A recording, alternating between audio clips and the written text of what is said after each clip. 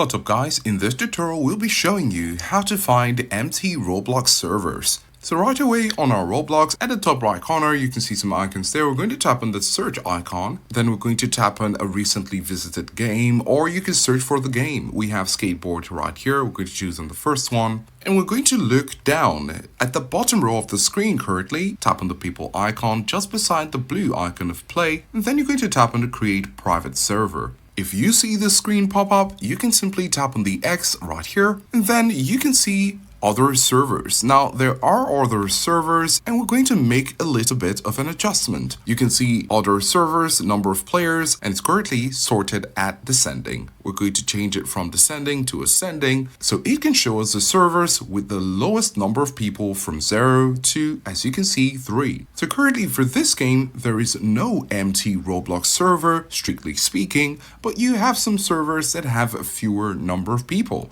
such as the first one having 4 out of 20 and the next having 5, and it goes upward. In reality, depending on the popularity of the game, it might be difficult to find an empty Roblox server. However, you can follow these steps in order to find an empty Roblox server if they are available. So this is how to find empty Roblox servers.